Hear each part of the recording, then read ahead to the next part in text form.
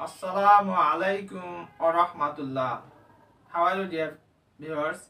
I hope you are well. Alhamdulillah, I am also well. This is Abdul Bari. Welcome to my channel English Motivation 21. Today I would like to talk a most important topic for you. The topic name is daily use English sentences. Let's get started and enjoy the class. আজকে আমরা আমাদের দৈনন্দিন জীবনে ব্যবহৃত যে বাক্যসমূহ ছোট ছোট বাক্য কিন্তু খুবই প্রয়োজনীয় কিভাবে করে আমরা ইংরেজি অনুবাদ করব সেটি আমরা আজকে দেখব।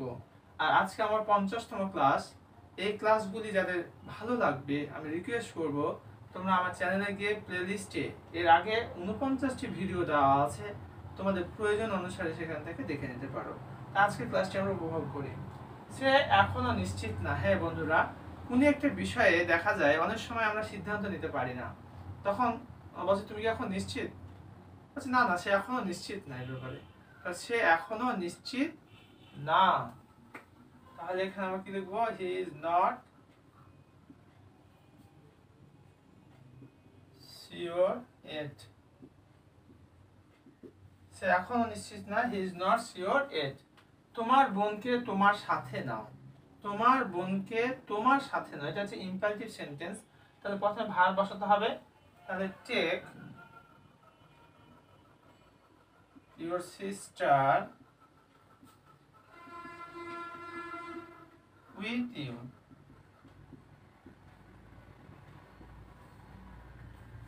সে সেখানে এখনো পৌঁছায়নি। তুমি তোমার ভাইকে কোনো একটা লোকেশনে পাঠাইছো, যে তুমি জিজ্ঞেস করছো আচ্ছা মা সে কি এখনো সেখানে পৌঁছায়নি? তখন বলছিস না না বাবা, তার সাথে আমার কথা হয়েছে, সে সেখানে এখনো পৌঁছায়নি। তাহলে he is not sure, he is not there it. He is not there it, সে সেখানে এখনো পৌঁছায়নি। আমার বোনের সাথে লাগতে এসো না। অনেক সময় দেখা যায় আগ বাড়িয়ে কেউ কথা বলতে চায়, কেউ লাগতে চায়, কেউ একটু ঝগড়া বিবাদ করতে চায়, তখন আমি বলছি আমার বোনের সাথে লাগতে এসো না। তাহলে don't mess MESS with my sister. Dear viewers, আমি এতক্ষণ পর্যন্ত যে 4টি বাক্য লিখেছি, বাক্যগুলো আমরা দেখব। পাশাপাশি এই বাক্যগুলোকে অবলম্বন করে আমরা কতভাবে বাক্য বলতে পারি সেটাও দেখব। দেখা যাক। সে এখনো নিশ্চিত না, হি ইজ নট শিওর ইট। এখন তুমি বলতে পারো আমি এখনো নিশ্চিত না, তাহলে এখানে হবে আই, আর ইজের জায়গাতে ভার্ব হয়ে যাবে এম, কারণ আই এর পরে এম হয়।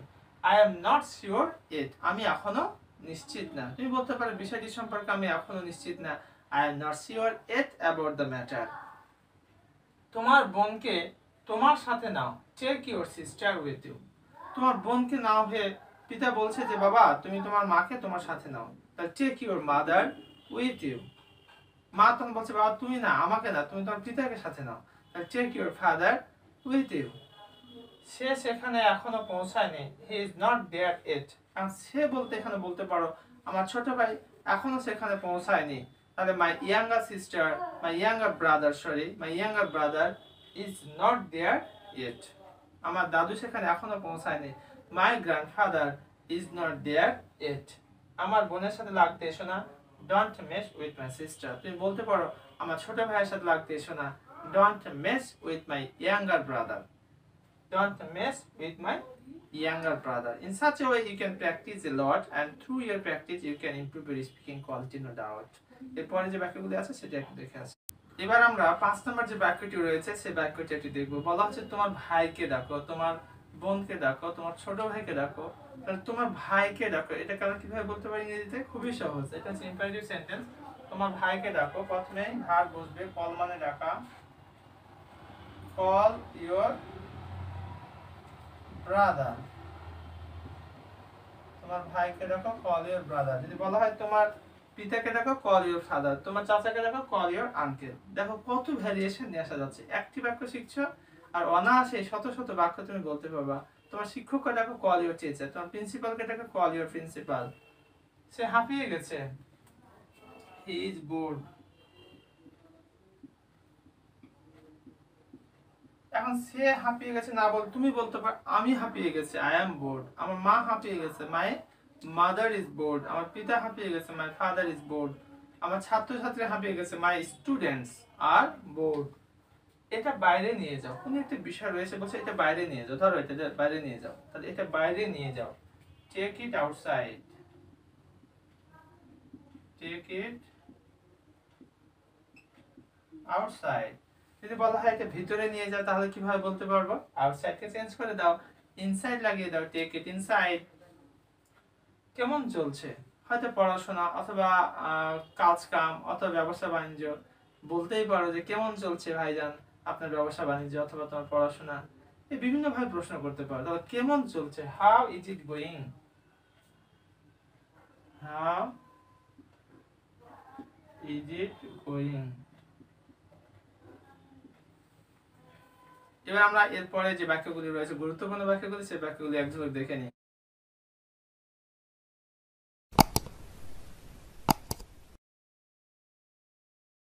এবার আমরা যে 9 নম্বর বাক্যটি রয়েছে সেই গুরুত্বপূর্ণ 9 নম্বর বাক্যটি একটু দেখবো। তার আগে একটি কথা বলে নিই, অনেক সময় বলি না যে সে বাইরে আছে, সে এখন বাসায় নেই, তাহলে সে বাইরে আছে। এখানে বলা হচ্ছে রহিম বাইরে আছে, তাহলে Rahim is out, Rahim is out. এটা যদি বলা হয় আমার পিতা বাইরে আছে, মাই ফাদার ইজ আউট। আমার মা বাইরে আছে, মাই মাদার ইজ আউট। আমি বাইরে আছি, আই অ্যাম আউট। ওকে, আমি ভিতরে আছি, I am in. I am in মানে ভিতরে, আই অ্যাম ইন আমি ভিতরে আছি, আই অ্যাম ইন। সে ভিতরে আছে, হি ইজ ইন। তাহারা ভিতরে আছে, দে আর ইন। খুব দেরি হয়ে গেছে। হ্যাঁ, অনেক কাজের ক্ষেত্রে দেখা যায় বলছে ভাইজান অনেক দেরি হয়ে গেছে, মাফ করবেন। দেরি হয়ে গেছে, it's too late, it's too late. It's বলতে ইট ইজ টু লেট, এটা অনেক দেরি হয়ে গেছে। বাঁ দিকে, on the left,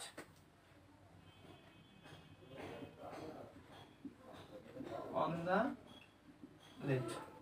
Dear viewers, I have already taught 12 sentences which are very much helpful for your practical life and daily life. এতক্ষণ পর্যন্ত আমরা 12টি বাক্য নিয়ে কথা বলেছি যে বাক্যগুলি আমাদের দৈনন্দিন জীবনে অত্যধিক ব্যবহৃত হয়। তোমরা যে সত্যি ইংরেজিতে ফ্লুয়েন্ট হতে চাও, স্মার্ট হতে চাও, so my request, please practice all these sentences, and by following all these sentences you can make hundreds of sentences, no doubt. এই বাক্যগুলি দেখো, রহিম বাইরে আছে, রহিম ইজ আউট। আমি বাইরে আছি, আই অ্যাম আউট। তাহারা বাইরে আছে, দে আর আউট। আমি ভিতরে আছি, আই অ্যাম ইন। তাহারা ভিতরে আছে, দে আর ইন। খুব দেরি হয়ে গেছে, ইটস টু লেট। বাঁ দিকে, অন দ্য লেফট। বাঁ দিকে ঘুরো, টার্ন অন দ্য লেফট। ডান দিকে ঘুরো, turn on the right. In such way you can improve your speaking quality.